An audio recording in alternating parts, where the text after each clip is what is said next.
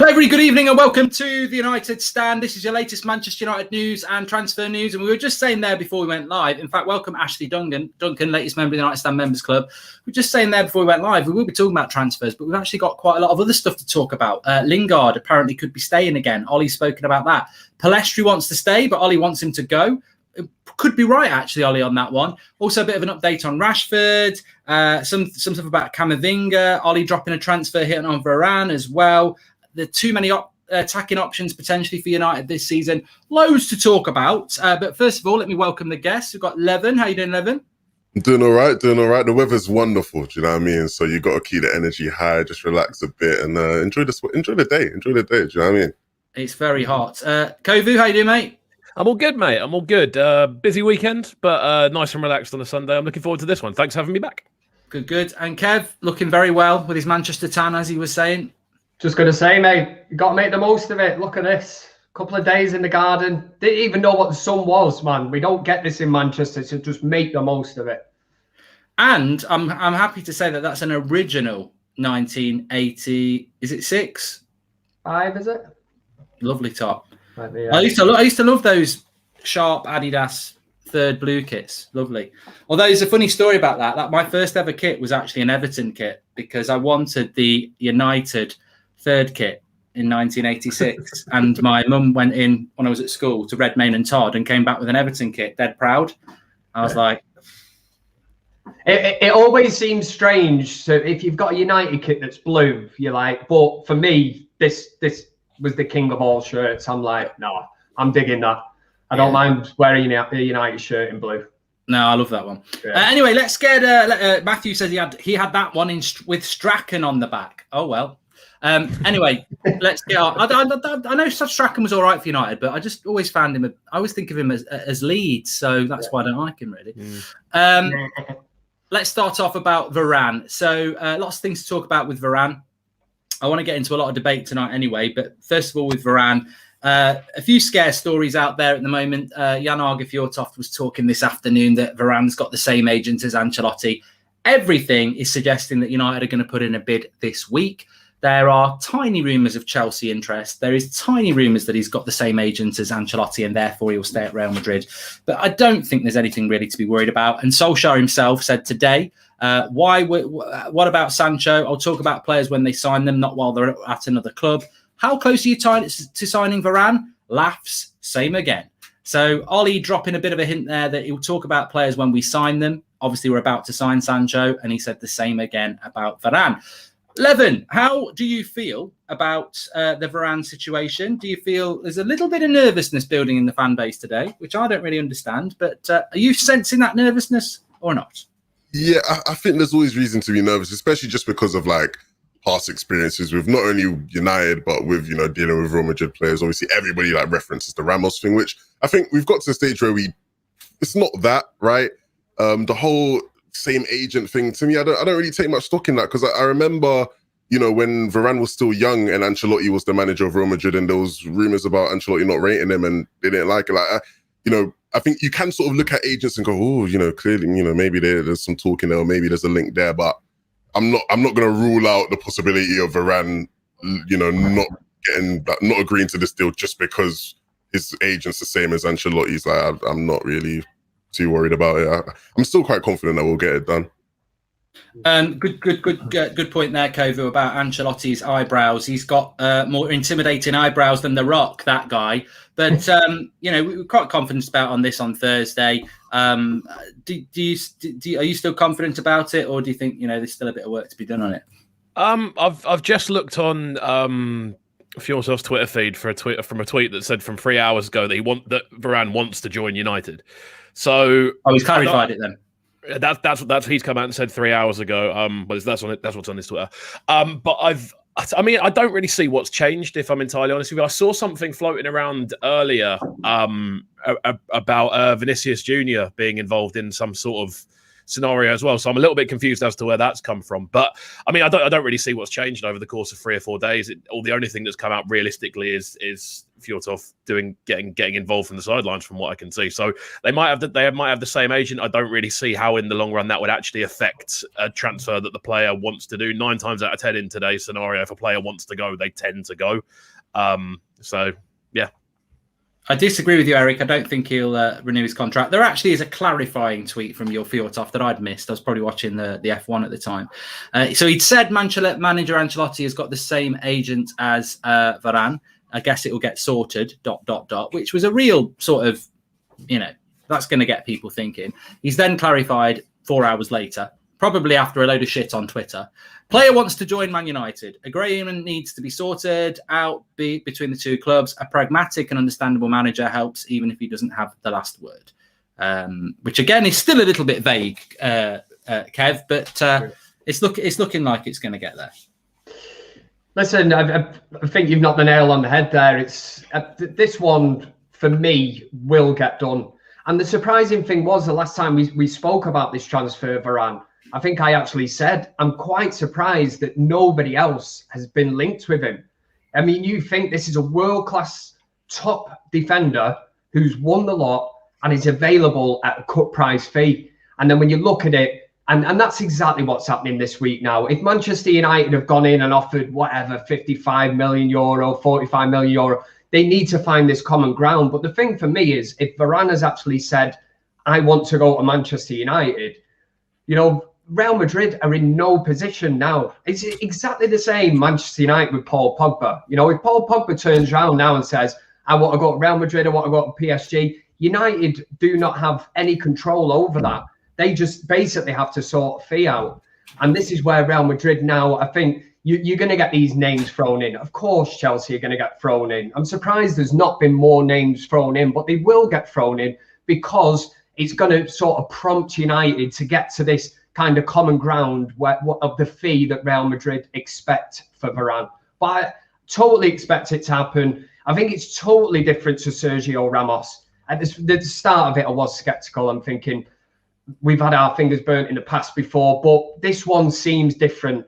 All the noises that are being made, it seems like Varane wants to play in the Premier League. He wants to go to Manchester United. And I back up what I've said before in previous shows. Absolutely brilliant signing. Big if, we can get it over the line.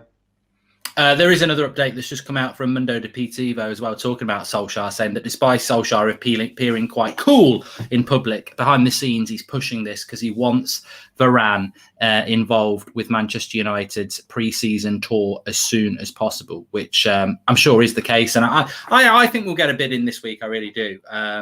I'm speaking to Romano tomorrow on the afternoon show, so we'll probably get an update from that. But I think, by all accounts, it's looking like a bid will go in this week, and the player wants to come. Another player that's sort of dividing a bit of opinion. We'll talk about Camavinga in a bit, and want to talk about Pellistri, our attacking options, and lots of other things. And if anyone's got any questions, we'll get into that. But an interesting quote from Solskjaer after the game. I thought Lingard played well. He says, Jesse's come back. He's been bright. He wants to fight for his place. What he did towards the end of last season, that at West Ham, that's the true Jesse. We lacked maybe some options at times last season, and he's in my plans at the moment. Interesting there, Levin. For me, he didn't use him when he was an option. He goes to West Ham and plays well, and now he's an option for Ollie. That just don't sound right to me. But what's your thoughts? It's sounding like he's an option again, Jesse. When we could get 25 million quid for him, we look like we're going to keep him. Do you know what it is, yeah? I think we all sort of look at it and we think to ourselves, Lingard shouldn't stay. He should go and play week in, week out at a club like West Ham. But after hearing that, because I did see that, and I thought to myself, do you know what, yeah? I think Ollie's now gone, because we're always complaining about Ollie. He doesn't trust the people on his bench. Like, he doesn't want to bring people off the bench, right? And I think in his head, he's probably seen how good Lingard's been in the Prem, and he's gone, oh yeah, that's finally someone I can bring on now. Do you know what I mean? And I don't really agree with that, because I still do stand on my point of I think Lingard should go, because I still just don't see it like it doesn't make sense to me. I just don't think he's good enough to be a starter for us because we have the likes of Bruno and whatnot. But at the same time, he shouldn't be on our bench. But I do think Ollie now sees it as like, no, like this is a real option, because he clearly doesn't trust certain people like Donny, etc. And so I think we all automatically go, well, how's he going to get in ahead of, Bruno, Donny? And I think Ollie's probably looking at it like, Donny van de Beek, what are you guys on about? Like Bruno than Lingard, do you know what I mean? So I think that's pretty where he's at. And if that's the case, then, you know what I mean? Like, if Lingard will actually play and he'll get time and he'll rotate, then sure, it is what it is. I think most people still rather see him go, but if he's going to play and Ollie's going to use him and he'll trust him, then fair enough, isn't it? Levin, sorry, I was going to say, Levin, when you look at Jesse Lingard, he wants to be playing football. The reason he went to West Ham was to get first team football. Is he going to get that at Manchester United? He was very impressive for West Ham. Listen, we've got Martial, Jadon Sancho, once it's actually finally announced, whatever the crack is with that one. Yeah. Rashford, Greenwood, they're all in front of Jesse Lingard. I don't see Jesse Lingard as going, I want to come back, fight for me place, come on, make substitute appearances in the Carabao Cup, FA Cup, this, that. He needs to be playing football. And we all joke about Jesse Lingard of saying, we all still think he's 18 years old. People are always like, oh, he's still got time, you know what I mean? He should be hitting his prime now. I think that's the thing with Lingard now is he needs to go somewhere where he's going to be playing first team football every week. Do you know what it is, Kev? It's like I said on the show last night, Ollie must be a sweet talker. Do you know what I mean? Because the thing is, like, let's be real. Ollie's not telling him he's going to start. Because if he is, then that is just like blasphemous. So he must be telling him, like, look, I'm going to use you. Like, Bruno will need a rest. Sancho's new to the Prem. He'll need a rest. You know what I mean? He might need to be in and out of games. So, like, he must be telling him he's going to get game time. And so, do you know what I mean? Like, I don't see it. Like you said, like you list out all the players that should be ahead of him and it doesn't make sense. Lingard should not be getting game time, but Ollie must be telling him he's getting game time. Otherwise, we wouldn't be in this position. Like, it's interesting, Kobe, because I was just going to ask you that. It's like, ultimately, I think this is coming down to Lingard's decision. There was a good comment that just came in there that if Jesse wants to sit on the bench and be a rotation player, then that's up to him. But if he wants to believe Ollie that he's a first team player, then that's his naive mistake to make, because I don't think anybody, I think if you put, if we did Family Fortunes, we asked 100 people who thought Jesse actually would get first team football regularly at United, you could say 90%, you'd be getting, it'd be top answer about 2%. I just don't see how he gets in the team. But I suppose that pull for Jesse of Ollie saying you're part of the plans and he's a Manchester boy and he's been there since he's a kid, it's hard to turn your back on that. I think, if I'm entirely honest, I see a lot of I can see a lot of similarities with him and McTominay. If I'm being entirely honest, the fact that McTominay plays every game, I can see a loose similarity there. Obviously, a boyhood player, came up through the club, lives and breathes the club. You can tell he wants to be starting for Manchester United. That's what he wants to be doing. But it not necessarily in play style or anything like that. But I mean, like that idea of coming up through the youth system and being like a part of the club from a younger age. Ollie obviously has a soft spot for that. He's obviously given a lot of youth players their first team, their first debut. He's obviously seen there's that kind of, I suppose, love for the club there with Lingard, which is obviously something he's openly said he wants to bring back, and it's something he's often credited with, is bringing back that sort of original idea of what the club's all about. Being realistic, we were saying this on the Thursday night show. I don't understand where he does fit in. Obviously, there was the thing that popped up at the bottom saying, "Do you think he's keeping him because of the Rashford injury?" I don't see him starting on the left wing. I don't see him starting at centre forward. The position he's likely to be playing is either starting on the right, when you've got Sancho and Greenwood there, and now Pellistri kind of thrown into the equation. I'm sure we'll talk about Pellistri a little bit later on. I don't see where he gets a game there. We know Solskjaer doesn't trust Van der Beek, so unless he is literally bringing him in as a second choice option for Fernandes in rotation, which if I'm Lingard, he's 28 years old, I think we said earlier. If you're 28 years old, you've been in the England setup and you're already now out of the England setup at 28 years old, you want to be playing first team football to kind of reignite that kind of, I suppose, trust in you from an England manager, and then trust in you just in general as a player.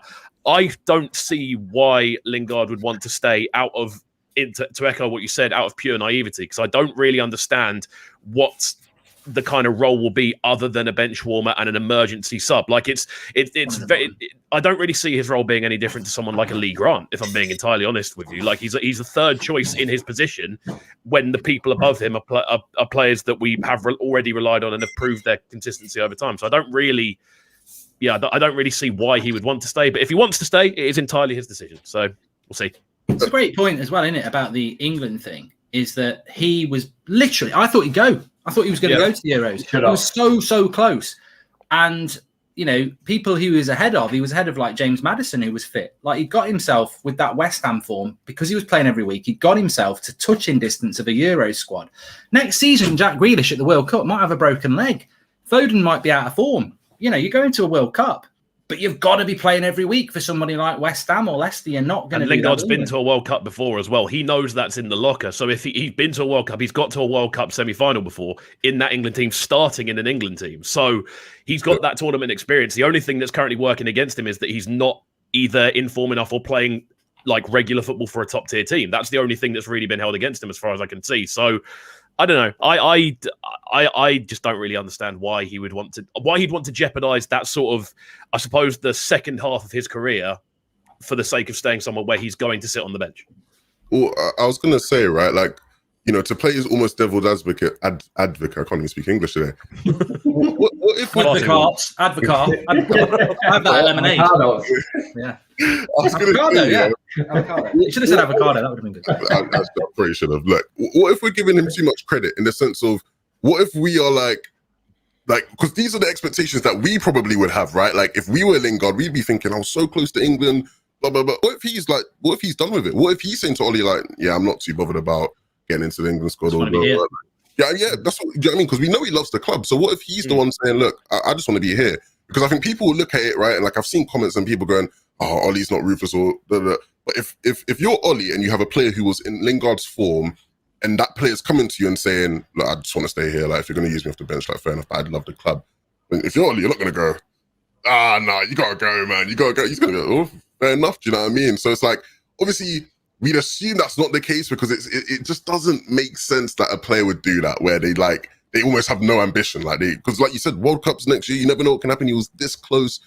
Who knows? But yeah, maybe we are just giving him too much credit. Maybe he's content with just staying at the club and being a bench player.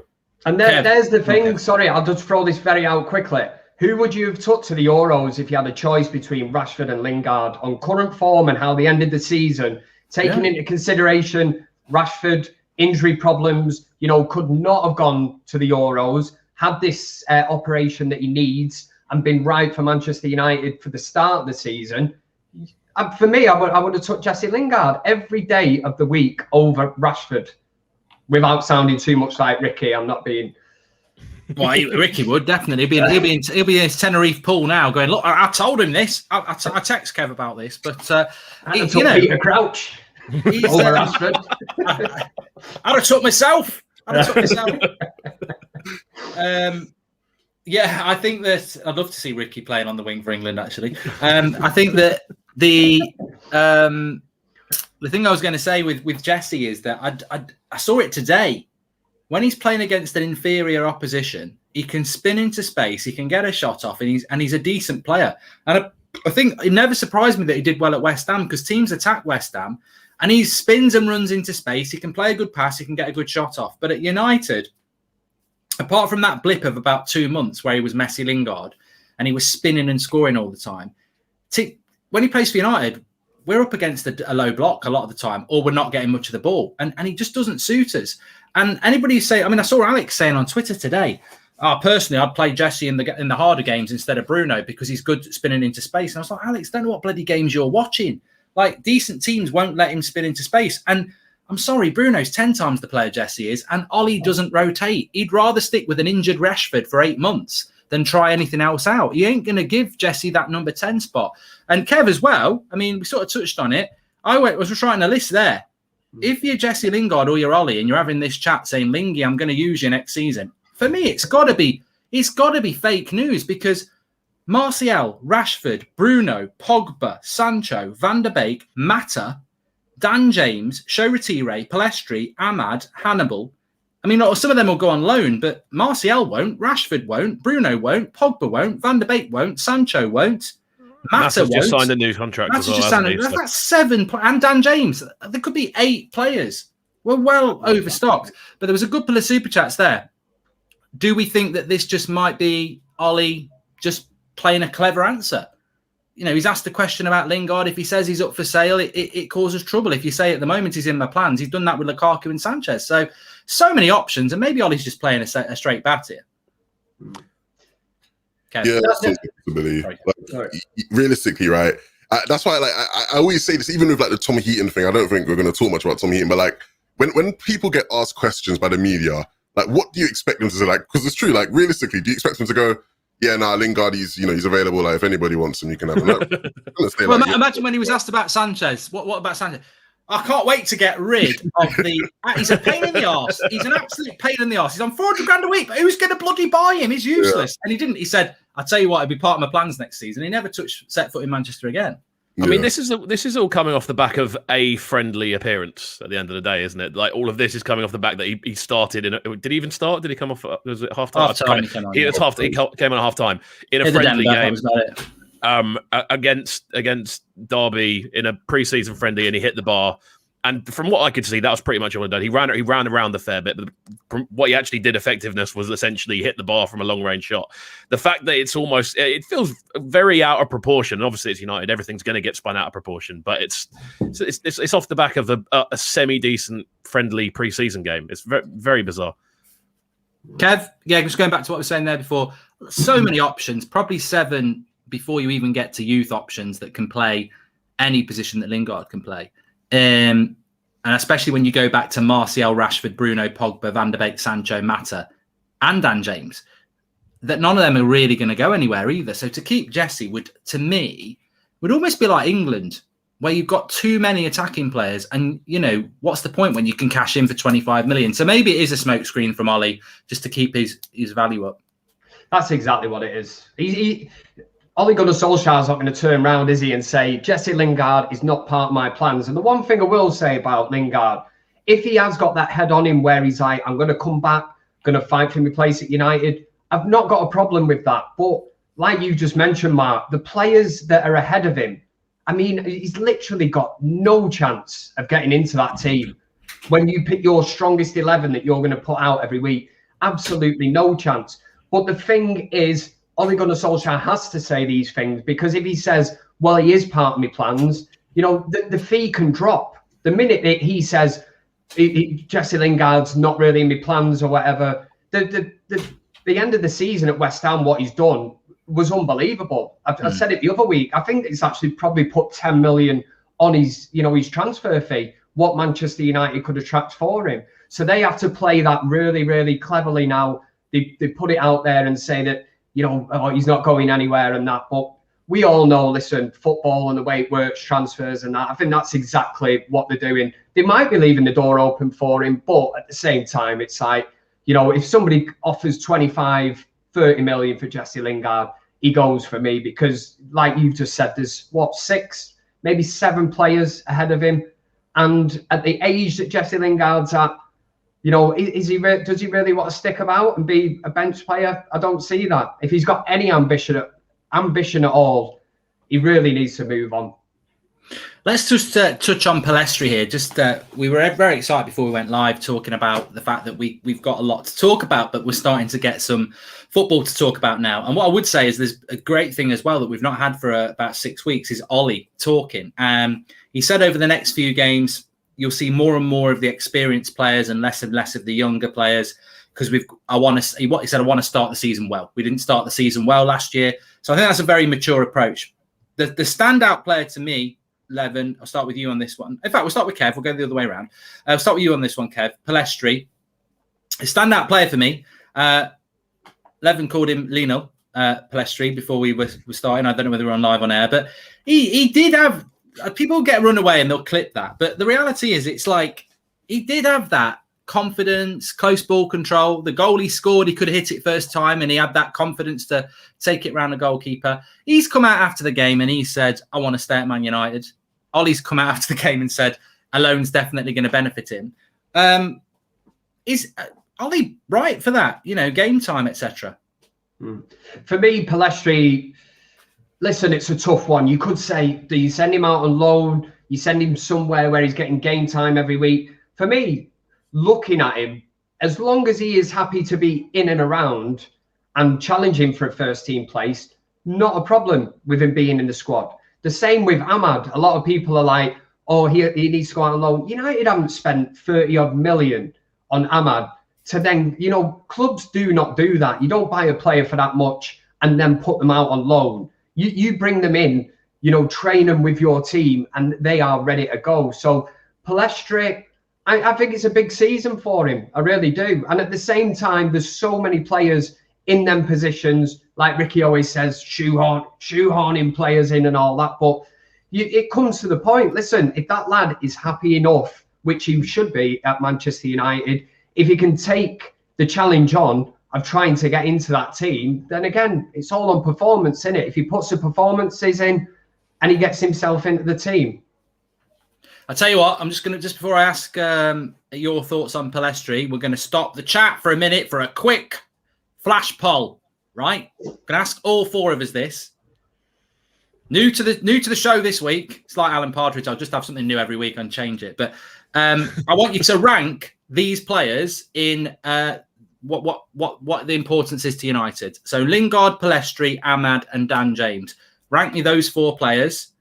Starting off with, and you rank it in, and you can do it in the chat as well. You rank it in the way that, who do you think's got who would you rather have at United, basically, top to bottom? So Lingard, Pellistri, Ahmad, and Dan James. Are you ready, Kovu, to go? Yeah, I've just had to write them down because otherwise they'll run away from me. I'd probably go in regards to likely to be starting or likely to be getting game time. Probably James, Ahmad, Lingard if he stays over Pellistri purely because it looks like Lingard's more like Pellistri's more like to go. I'd probably go James, Ahmad, Lingard, Pellistri as my order. And what they would be your choice as well as your favourites? They wouldn't be my choice as favourites, but that's what I think is going to happen. Do you want my personal choice? Go with your choice, yeah. My personal,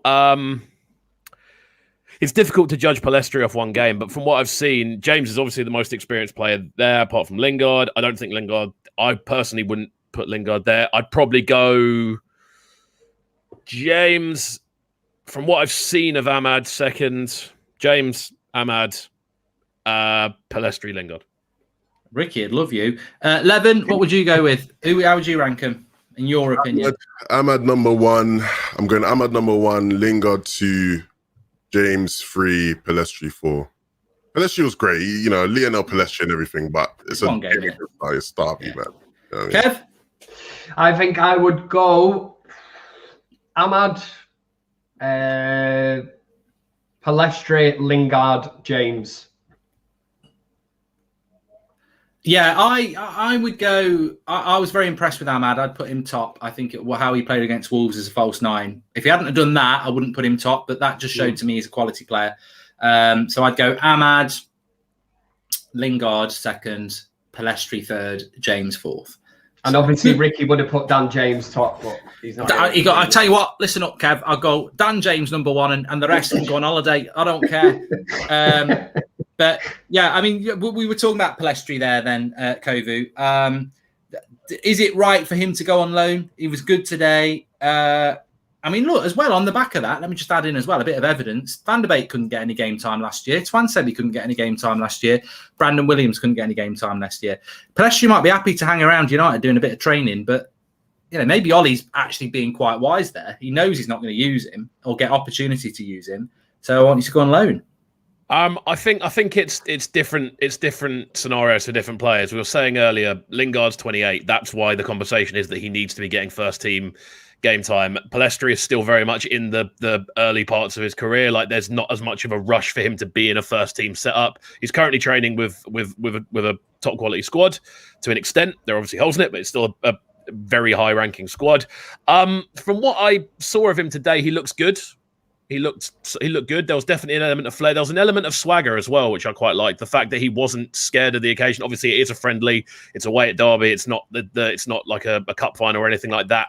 But he had a bit of swagger about him. A couple of things I noticed were the two times he was getting his shirt pulled, like significantly, he literally just stopped, turned around, and went, "Well, it's obviously like there was like a level of confidence and kind of It looked like he was out there having fun, which usually when you're a youth player, what I saw when the first couple of times I saw Ahmad, he just looked like he was trying to not do things. To an extent, it looked like he was trying to not do the wrong thing. Pellistri, to me, looked a bit more like he was trying to try things and trying to go, you know what, I'm in the team. I'm going to try a few things. And obviously, he scored the goal. Good composure, and again, that ties back to being confident in that kind of way. I really liked him. Again, I do think going out on loan will be a good thing. I think any any player around that sort of age, it's a good thing to go out on loan. I don't really see an issue with players going out on loan if they're not going to be getting first team action. And as we said before, with Sancho coming in, he's primarily a right winger drifting into a sort of cam position from what I've seen. He's not going to be realistically starting ahead of either Sancho or Greenwood in that position. I feel Dan James is more likely to get game time purely because he already has the experience of doing it in a lot of big games for United. And often having like surprisingly good games in big games. It's just the smaller games where James can't actually use the attribute he has, which is pace. He doesn't really tend to show up as much. But yeah, I think he looks solid. But again, no issue with there being an actual a loan deal for him. It just makes more sense for in my opinion, it always makes sense for players to be playing when they have the potential to grow. So if you can go out on loan, makes a lot more sense than him playing maybe 5 games for United as a sub. You know. Yeah, definitely. Somebody said, can we talk about Andreas? Yeah, sell him. Next conversation. Levin, we seem to have established that Pellistri is the next Lionel Messi. I mean, I don't care whether it's a pre-season game or not. He did have that swagger of confidence, which Kovu and Kev were talking about. That he has for a young lad, he does have that confidence and ability in himself. Do you think and I think we all agree that loaning him is the best way? We spoke about Lingard there, but you've got Sancho, Greenwood, Rashford, Martial, Bruno, Pogba, Van der Beek, Mata, Dan James. There's 8, maybe even Lingard. He might have 10 in front of him. So he's got to go on loan. Where is it back to Spain for you at Alaves, or would you think maybe Germany, maybe a Premier League club? What's your thoughts? There'll be people looking at him after today, definitely. Yeah, no, definitely. I think his options for where he could go probably improved a bit. I'd be fine with him going back to Alves. At least he can go back to somewhere he's familiar. Obviously, it's Spain, so he can. He's naturally speaking the language, and he probably feels a lot comfortable there. And he can just continue to build on what he worked on. You know what I mean? Kovu was right in saying today, like when you watched him, he had purpose. With everything he did, it looked like he had purpose. He had that confidence about him, and that was the one thing for me when I watched a couple of his under-23 games when we signed him. It was like. It was almost like that where it was, he's trying to do things not to make mistakes or trying to do the right thing all the time. And I think if he's going back to Alves, getting more first team football, as long as it's first team football in the top, division, I think it's just going to do him wonders because he needs to continue to have that confidence. Of course, the big thing is, you probably want him to stay in England because of the physicality aspect of things. You know what I mean? That's the one thing we always hear about, the Prem compared to every other league is, the time you have on the ball all the time is less. It's a lot more physical of a league. And as much as he could go to Alves and even improve on what he did last season, he still probably won't be used to the Prem. And so it still might take him some time to adapt to the Prem when we bring him back. But I love seeing him grow in his shell and continue to build his confidence. I think it's beautiful to see. It shows he has plenty of potential. He'll be 20 in December, so yeah, it's a big season for him. Definitely, I'll be interested to see what happens with him. But you know what? I think just to close off the topic of Pellistri, I think the thing that I liked about him today was that we brought him in. Ahmad's had Ahmad was the bigger fee. Ahmad, we've seen Pellistri never even touch the first team for any period of time. First real look at him in a United shirt today, and. He was good. He was as good as Lingard. In fact, he got man of the match. So he's definitely one to look out about. I mean, look, Chong scored a goal in the first half. Pellistri scored a goal in the second half. And everyone's talking about Pellistri. And I don't think that's because Pellistri is the new shiny toy. I think it's because, he looks like he's got something very different about him, which I think we need to have these days. So I hope he gets a loan. And I hope the loan is as good as it can be for him. And what I mean by that is if it's Brighton in the Premier League, take it. If it's a Sevilla in the Liga, that's no good because he won't start. He needs to play. That's what we need to do with all our players because I think all the young players today, Shoretire, Elanga, there's a few others as well. It's all right getting them alone, but they've got to play. They're better off in the Championship than the Premier League if they're going to play. Kev, I want to talk to you about the formation. Apparently, there was meant to be there's going to be a formation shift at United this season. We're going to play 4-3-3 with a holding midfielder. And then 2 sort of box-to-box players. We saw it in the second half today. Matic came on and held the midfield. Pereira sort of disappeared in the box-to-box role, and then you had Lingard as the 10. But in the first half, we played Mata, who disappeared as the 10, and then we had Garner and Levitt, who did quite well in the sort of McFred roles. What's your thought about that? I mean, it's a difficult question to say what we're going to do, but I suppose Matic is the only CDM we've got, and we already know he can't play that role in the Premier League. We don't really have anybody else, but I liked the way we set up in the second half. I don't know what your thoughts were on that. Matic, you're not going to get a full season from him doing that role. You know, his legs aren't there. And long term, listen, I know you'll laugh and say Kev likes McTominay or whatever, but if McTominay can play that role, let's say with Pogba, and the last show I was on, what was it, Thursday night, I mentioned that signing Varane will break up Fred and McTominay. Next day, Daily Mail online, everything, Manchester Evening News, you know, it's come out that Manchester United are going to totally rip up everything if Varane signs, you know, the midfield role. And I did say that is a massive, massive thing. Because if you can have trust in Varane, Maguire, Shaw and Wan-Bissaka, which you should have anyway, because they're all ballers, you leave them to do what they do. Further forward then, and that's where, again, it depends, where's Paul Pogba's head at? You know, does he want to stay at Manchester United? Does he want to go? You need to sort that one out straight away. If he wants to stay, then you sit him, for me, in front of that back two with maybe McTominay, unless Manchester United go out and buy a central defensive midfielder.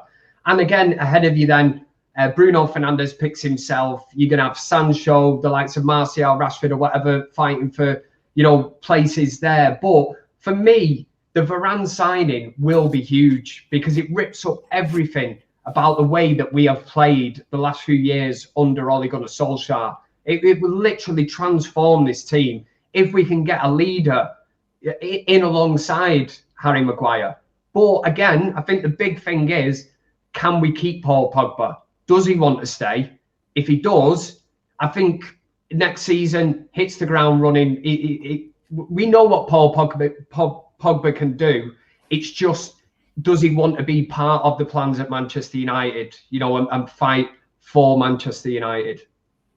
And I suppose that's the interesting thing, Kovu, because if Pogba goes, maybe this takes us back to the Lingard thing. If Pogba goes, maybe Lingard's coming back as the Pogba option in the team, which is you know, to me that'd be absolutely typical of United. We get all excited about Sancho and Varane, and then we ruin it by letting Pogba go and trying to pretend that Lingard's coming in as an option.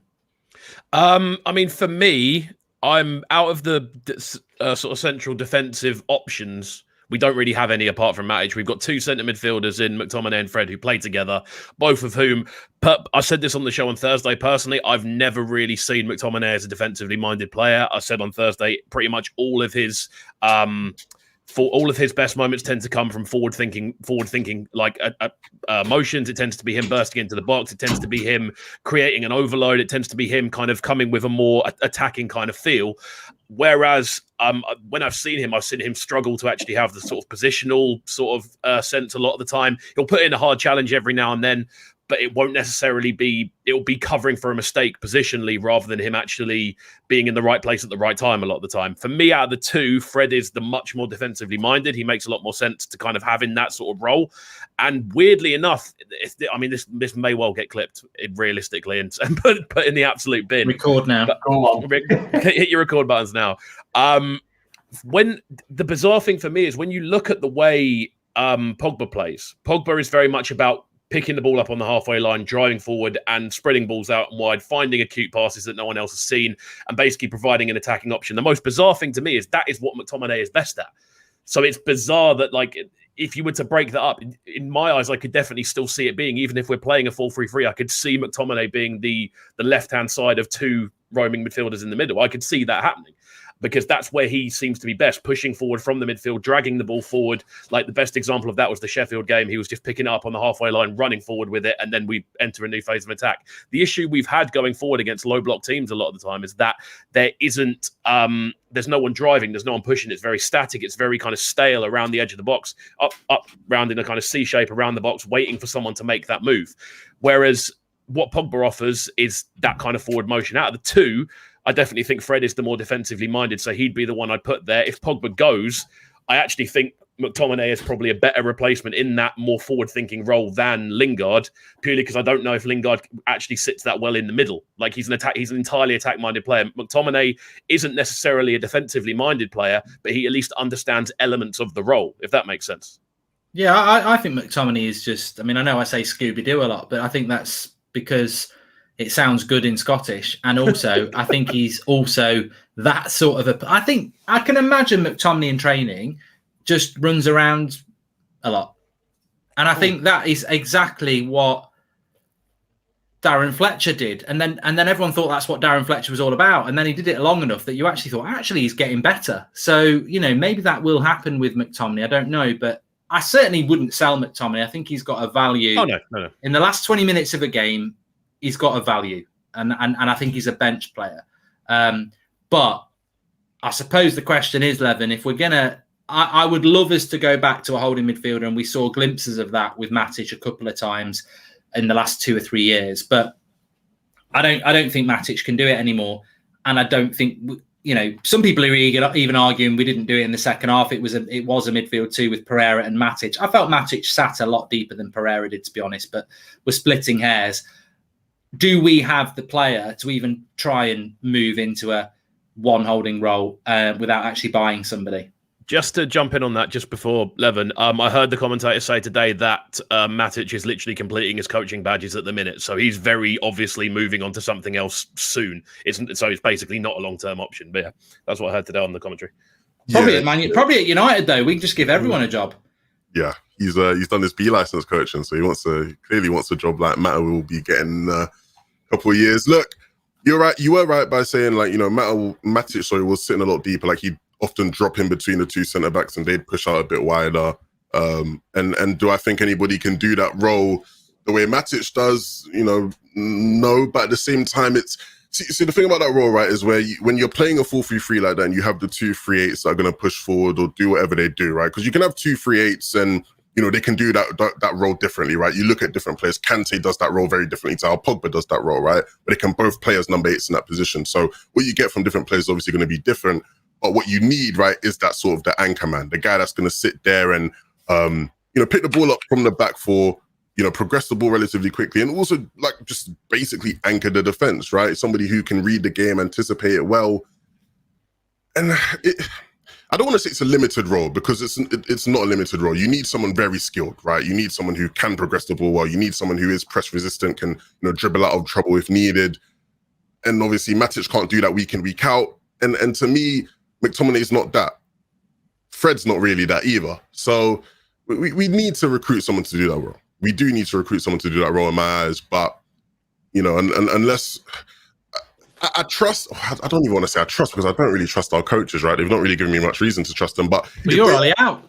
Well, yeah, but that's what I'm saying. Like, if they're very insistent that McTominay is the one to do that role, like, I'll watch him do it in preseason. Sure, like, let's see what he does. But I do think that you need to get someone who has shown that they can do that role, because to me, McTominay hasn't shown me he can do that role. He hasn't shown me that he's press resistant, right? We've seen when McTominay is under pressure, he doesn't know what to do. He turns around, he passes it backwards. You know what I mean? Like, he's not, you know, and that's what we don't want that, because with Varane, we're going to be playing a much higher line. If McTominay panics, turns around, looks to pass to Varane, maybe the communication's not right there. You know, they've not played with each other often. And then you have, you know, I don't know what striker. If Haaland's now in the Prem with Chelsea and Haaland now picks up and he's on the counter attack 1v1 against Dean Henderson in front of 70,000 fans, I'm not confident that that's going to end well. You know what I mean? So we need someone who is very confident in that role and who understands that role well. And we don't have that player at the moment, because I just think Matic has passed his best. I think it's a great point about being press resistant, because some people think that's like not answering questions from the newspapers. But actually what it means is that that people used to do this with Carrick. We used to have Carrick in front of the back four, and they'd put a man on Carrick to stop him taking the ball off the back four, and Jorginho gets it a little bit as well. If you think back to the game against Brentford, where not Zakaria, Bissouma was man-to-man marking Bruno, but they still passed out from the back. And even though Bruno would be 5 yards away from Bissouma, he'd either do it one touch, or he'd very quickly, they'd find a way forward. And Levin's actually spot on with this. Scott McTominay and Fred, they're not only not press resistant, they don't even know what to do when no one's pressing them. You know that little pivot that McTominay does where he looks one way and does that little dance on the ball to take it the other way? That's when someone's 20 yards away. God knows what they do if someone actually put a man on them. Like they just don't. United, both Fred and McTominay and Matic as well, they take too many touches on the ball. So I think I think we need to buy somebody, but I don't know whether we actually will.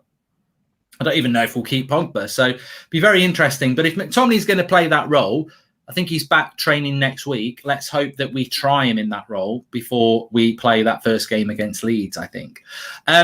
I want to talk about our title credentials in a few minutes, but I do want to just go through this. I think it'll be a very good experiment. There is so many attacking options for Manchester United this season, and you can get involved in the chat. I'm basically going to go around, all four of us. I'm going to have I'm going to give a name, and then you say first teamer, bencher, or get rid. Basically, simple like that. It can be loan or sell or whatever like that. But I'm going to name quite a few players. So we'll start off with Phil Jones.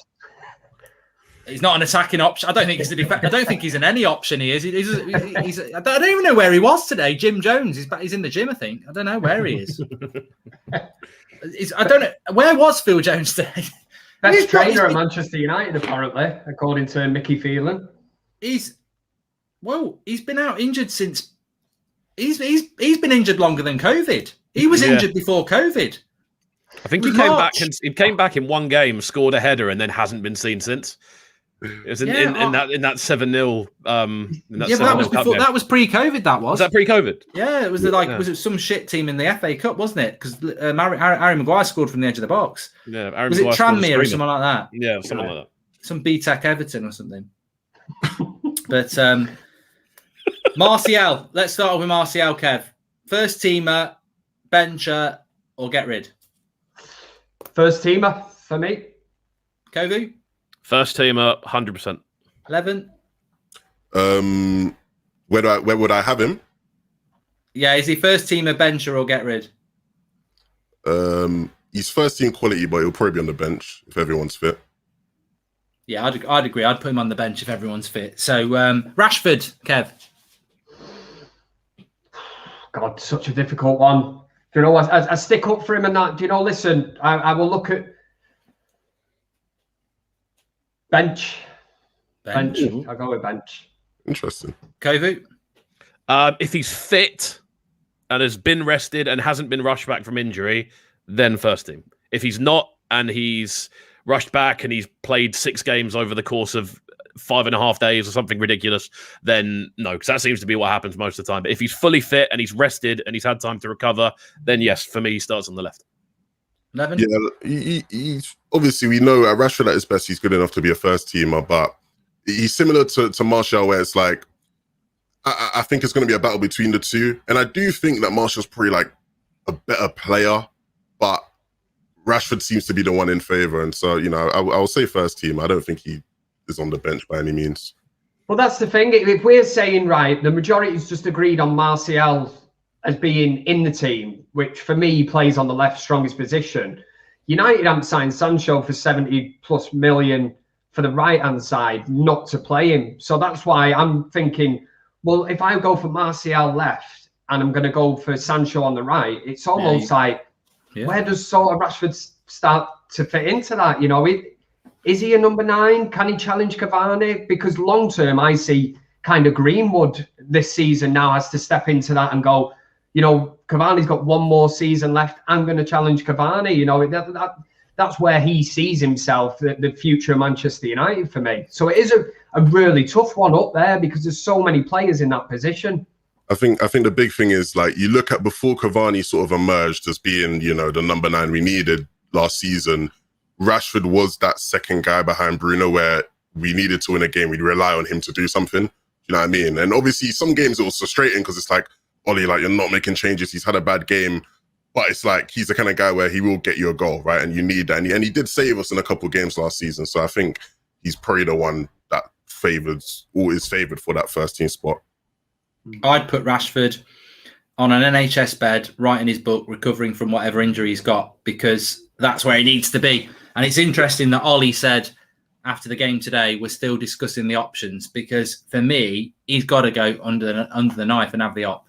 We can't 100%. be managing the options again because it's Marcus Rashford. It's not fair. It's not best for him. It's the worst thing you could do for him. All it's doing is knackering his career later down the line. The amount of times that Rooney played for injury, and then you look at what happened later down the line for him, like I think it's bizarre that it wasn't addressed during the World Cup. I still think it's bizarre that wasn't actually addressed during the World Cup. Then he still went. One of the most bizarre decisions for me. Well, the dangerous thing is he goes on holiday now for 2 weeks with Jayden, and they're all buzzing, and he has a couple of weeks by the pool, feels a bit better because he's not been playing or training, comes back, wants to play with Jayden, and goes, "Hey up, I want to have a, I feel I'm feeling a bit better. Let's try it out." And then 2 months into the season, it's the same old thing again. But you know what? I'm going to get through it again. So no, that worries me a little bit, to be honest with you. For Rashford, for me, firing and fit, he's a first teamer, and Martial would be on the bench, as I said. Bruno, Kev. Mm-hmm. What do you want me to say? Do you want me to wax lyrical about him? How brilliant he is? Or... just first say team. Anything bad about him? First team, without a shadow of a doubt. Yeah, first team for me. Just to go back on a point, probably might be slightly controversial. For me, Martial's a number 9. He is a straight out number 9. The one season he was played as the first choice number 9 in United colours, he got 35 GA without penalties. So for me, the one season he's actually been given the full responsibility without an Ibrahimovic coming in, without a Lukaku coming in, without a Cavani coming in and them turning around and going, "You are the main guy." The one season he's had that, he delivered. He delivered 35 and was injured for the first third of the season. So I feel very strongly you can't put those numbers up scoring primarily one-on-ones or goals from inside the box if you're not a number 9. So that for me was why I'd play him through the middle. Cavani's not going to get better. He's only going to. At this point, he's going to either stay the same or decline. Martial is still in that period where realistically he needs to and is likely to get better the more game time he gets. So for me, Martial goes through as the 9. I think hopefully a lot of people are going to owe Martial a lot of apologies, because I rate him, and I just think low key I'm like, let's see what he can do. Bruno, Levin? First teamer, we'll keep it short. Yeah, first teamer for me. I tell you what, I've got to say, these United fans that want to bench Bruno or bring disrespect to Bruno, I think you need to go and take up netball or something. You don't know football. You're either doing it for controversy or you just don't know football. Who do people suggest should play ahead of him? Oh, I don't know. But I don't mind rivals doing it, but it's some United fans doing it. And I'm like, Jesus Christ, I don't care whether he's, robbed a back, he's got my bloody pin code and he's nicked all my money. He's still United's best player for the last year. He could stand, I could see him in the street and he could spit on my face and I'd still say you're the best player. The facts are there. He is, without doubt, the reason that we've finished 3rd and 2nd for the last 2 years. Where would we be without him if we hadn't signed? Listen, I'm not saying last season was highly successful, because it will be measured on trophies, and we didn't win one. We finished 2nd. We got beaten in the Europa League final. But where would we be without the contribution of Bruno Fernandes? Andreas Pereira would be starting at Cam. Because he was the one starting at him, and Lingard were the 2 in rotation at Cam before Fernandes came in. So it would be one of those 2. He's burnt out. I will agree with anybody. He's absolutely burnt out. And from Christmas to the end of the season, and with Portugal as well, he wasn't that good. But again, I'll say this right now. If you think Bruno's rubbish and you're a United fan, not United, don't go and support Arsenal or anyone like that. Football's not for you. It really isn't. If you think Bruno's a bad player, football's not for you, because you've got no idea about players getting burnt out, overplayed, and actually what they contribute to the team. There's very few players that I'd go, you're an idiot for thinking he's crap. But I think Bruno's one of those, and Luke Shaw's another one. And I think actually Martial might sit you down as well. I think Wan-Bissaka will as well. But we'll go on. Let's talk about. I'm not going to do Pogba and Sancho. I think they're irrelevant in relation to this, because they're going to end up being first teamers, I think, if they're fit. No one would disagree with that. Pogba and Sancho. Not going to put them on the bench. I think they pretty much write themselves onto the team sheet at this point. Van der Beek then, Kev. And I was just going to say that as well. It'd be interesting to actually get into that, because For me, bench. But I want to see more of him. And this is the big thing now, isn't it? It's like if Pogba does go, opens the door. I'm not saying he's a replacement for Pogba, but if you're going to shake the midfield up, everybody wants to see more of Donny van de Beek, don't they? We've not really seen that much of him, but when he has played, he's not done that much wrong. So it's like, why are you going to buy, a player for that much money and not, like test him out kind of thing? It's like buying a Rolls Royce, isn't it? Just keeping it in the garage. You take it for a spin. Well, these next, and there are 6 options. The interesting thing about these next 6 options is that we've done Martial, Rashford, Bruno, Pogba, Sancho, and Cavani. That's 6. And we've basically, between us, said sort of bench or first team. That's the bunch, yeah. So that's your bench and your first team, basically. Apart from the fact that some of them can still, you can have more than that on your bench. But this is where we're getting into the realms of what worries me about Ollie, because it's like we've got too many options. Will he have the balls to actually do something about it? Because he's not much of a rotation player. So bench for you, Van der Beek, Kev, but let's use him more. Yeah. Kovu? Exactly the same. I think if we're going to be playing a 4-3-3, he would realistically, he's the one who's likely to, in the current setup, he's the one who's most likely to kind of take the sort of Pogba role, I would presume. At least that's where I'd put him. Different type of player to Pogba, but does offer something different. I always see it with Pogba, the ball's in the air, and with Van der Beek, the ball's on the ground. That's the kind of way visually, that's what pops into my mind when I see that. Yeah. And it's a different type of way of breaking down the defense. So definitely, he's almost like I'd call him a 65-minute bencher. He's one of the first subs you make when you're trying to switch things up. Like he'd be one of the first people to come off a bench in my eyes. Yeah, I'd agree. You gotta have him on the bench, but he's one of the first things you bring on, and it's. The bench thing's kind of become a meme. Like if anyone knows what the game Scribble is, right? You sort of, people take turns drawing stuff and you have to guess what they're drawing. Someone got the word bench and they just wrote out Donny van der Beek and everyone just guessed it away. I tell you what, I don't like recycling jokes, but somebody said the other day, it might have even been Red Issue or something like that. It was like, why is Van der Beek so special? And it was like, not only do you get his name on his back, but his team position on the front. Team viewer, like team viewer, and I was like, oh, but I thought it was quite funny. But no, quick before we move on, I'd agree. I think Van der Beek is a bench player, but he's got to be used more. It's a big season, and he could become a first teamer. So let's see. But this is where it gets interesting, like I say, because we're now moving into so many different names, and I've say we've mentioned 6. Mason Greenwood, Kev. Listen, I think he's a generational talent. I think he's the future of Manchester United. But if I'm looking at next season and the players that you have available as your strongest 11, and for me, he doesn't get in front of Cavani. Cavani is my all-out striker. Nothing compares to that man. So on the right, I would have Sancho, I have Martial left. So for me, bench for Greenwood, as harsh as that sounds, but that's just my opinion. At least no one's saying get rid. Greenwood for you, Kovu?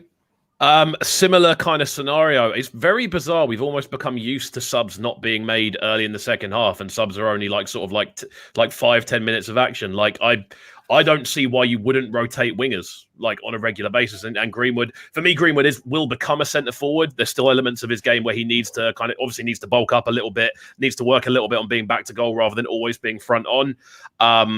Again, there's a really bizarre misconception that if you're a centre forward, you'll be running forward most of the time. You don't. You spend 90% of the game with your back to goal. That's what you're supposed to be doing. So when he gets those traits into his locker, then I would say move him straight into the middle.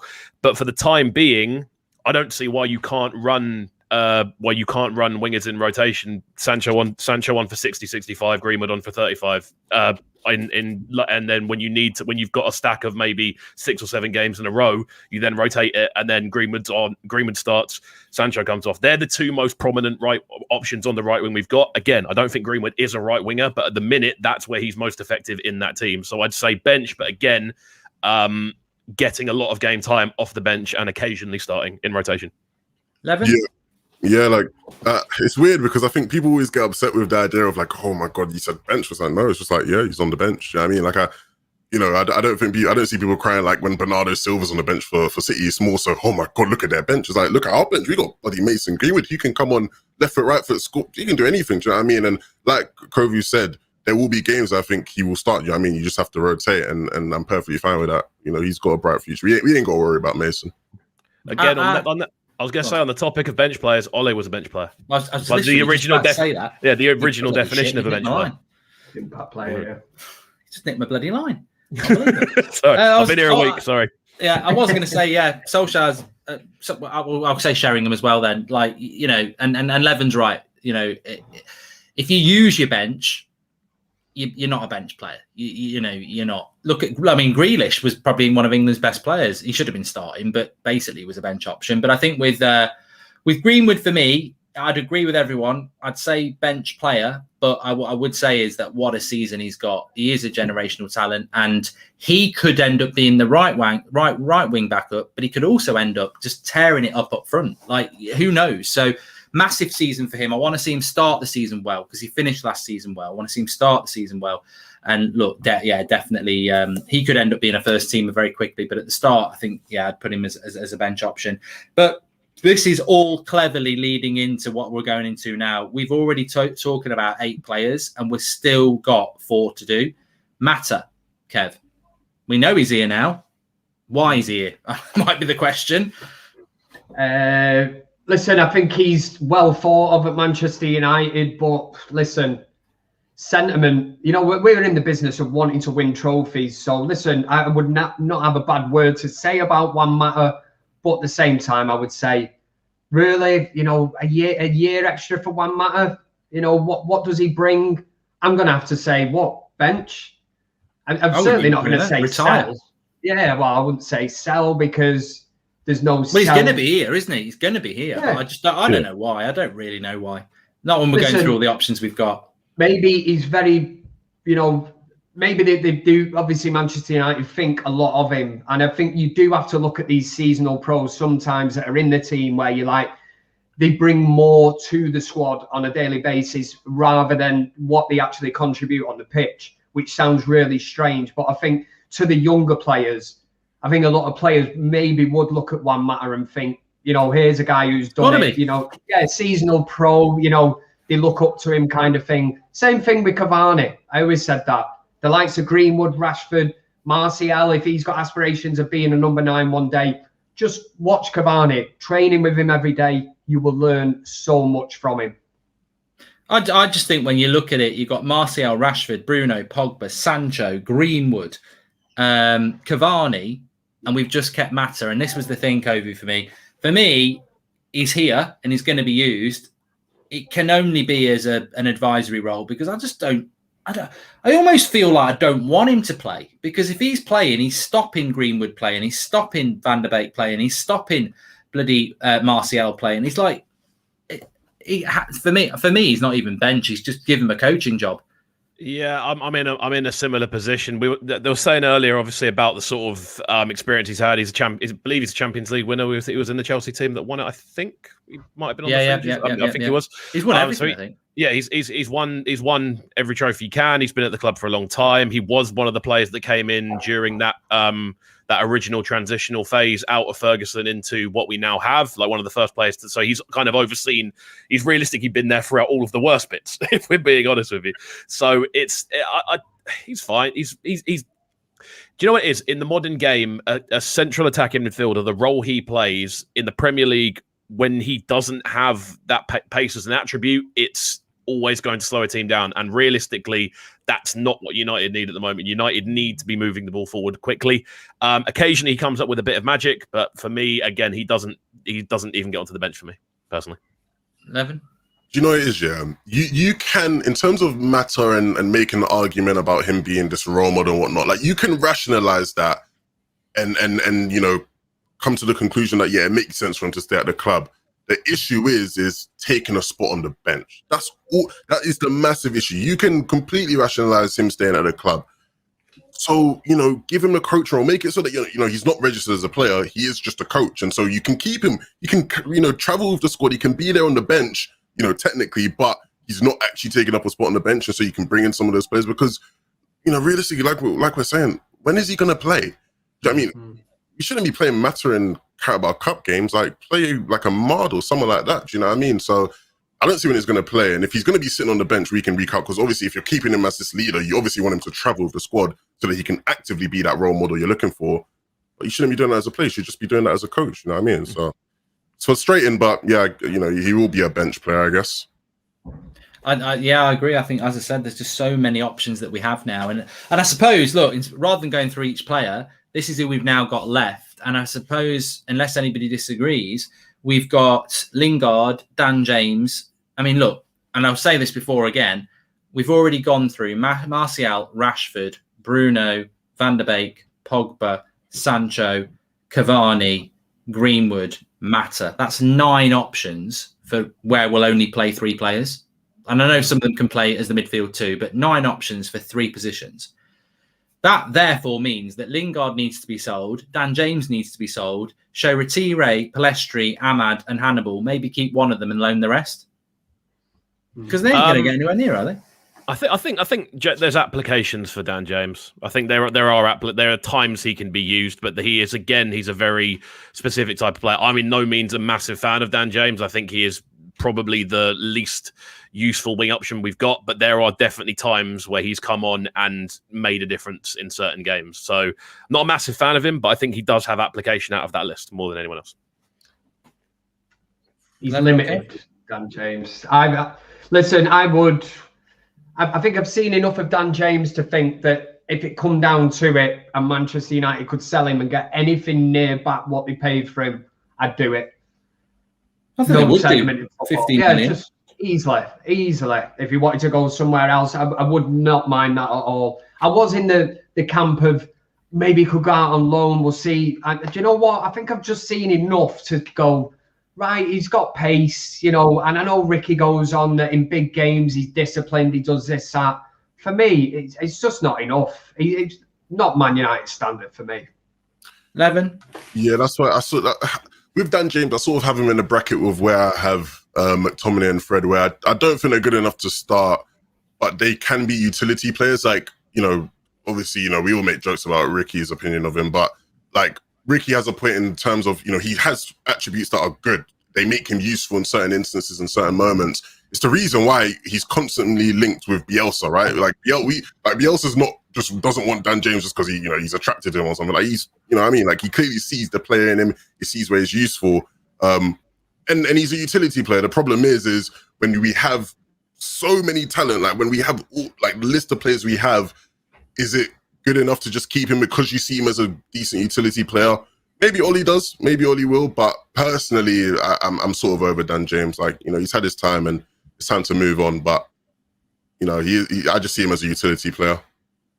It is interesting because I think that, you know, we are so blessed. And the reason of that exercise for the last few minutes was to go through why Lingard should be sold and why Pellistri should be loaned, because we are so blessed. And I think if we were all sat here going into a season like a lot of clubs will do, Leicester will be in this situation where our front 3 is Rashford, Sancho and Cavani, and we've got Dan James as an option.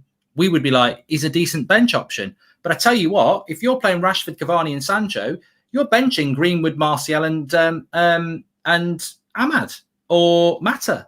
Or, you know, we've got so many options, too many options, and there needs to be decisive action over the next few weeks. So we'll see what happens. But we've got too many options. And Cavani as well. Yeah, we've got so many options in the attacking positions. It's ridiculous. And having gone through that, I can't think anything else other than Ollie is going to sell Jesse. And that was just a bit of a smokescreen today because I just can't see how we'd get any game time when we've got that many options. It's like building a FIFA squad, isn't it? Like when you just go, you know what, I'm playing with United, I've got 300 million every season, suddenly from nowhere, I'm going to buy them and just put Messi on the bench. Why not?